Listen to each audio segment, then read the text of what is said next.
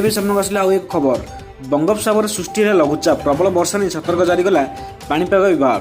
ଯଦି ଆମ ଚ୍ୟାନେଲକୁ ନୂଆ କରି ଆସିଥିଲେ ଚ୍ୟାନେଲକୁ ସବସ୍କ୍ରାଇବ୍ କରି ପାଖରେ ଥିବା ବେଲ୍ ଆଇକନକୁ ପ୍ରେସ୍ କରିଦିଅନ୍ତୁ, ଯାହାଫଳରେ ଯେତେବେଳେ ଯେକୌଣସି ମୁହୂର୍ତ୍ତରେ ଆପଣମାନେ ଏମିତି ଲାଟେଷ୍ଟ ଅପଡେଟ୍ ଦେଖିପାରିବେ। ଚାଲନ୍ତୁ ଡେରି ନକରି ଆଜିର ଖବର ଉପରେ ନଜର ପକାଇବା। ରାଜ୍ୟରେ ଶୀତଳ ଲହରୀ ବହିପାରେ। ଝାରସୁଗୁଡ଼ା, ସୁନ୍ଦରଗଡ଼, ଅନୁଗୁଳରେ ଏହି ପରିସ୍ଥିତି ରହିଛି। ଭାରତୀୟ ପାଣିପାଗ ବିଭାଗ IMD ଏଭଳି ପୂର୍ବାନୁମାନ କରିଛି।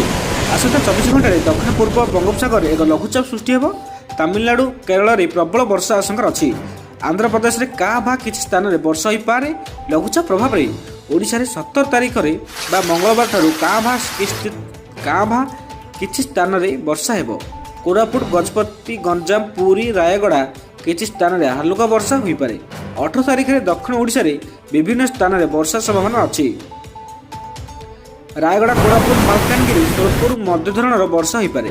19 ତାରିଖରେ ମାଲକାନଗିରି, କୋରାପୁଟ, ନବରଙ୍ଗପୁର, କଳାହାଣ୍ଡି, କନ୍ଧମାଳ, ରାୟଗଡ଼ା, ଗଜପତି, ଗଞ୍ଜାମରେ ହିଁ ହାଲୁକା ଧରଣର ବର୍ଷା ସମ୍ଭାବନା ରହିଛି। ସେହିଭଳି 17 ତାରିଖରୁ ରାତି ତାପମାତ୍ରା ବି କମିପାରେ। ରାଜ୍ୟର ବିଭିନ୍ନ ସ୍ଥାନରେ ରାତିର ତାପମାତ୍ରା 3 ରୁ 4 ଡିଗ୍ରୀ ବଢ଼ିବ ବୋଲି IMD ଆକଳନ କରିଛି।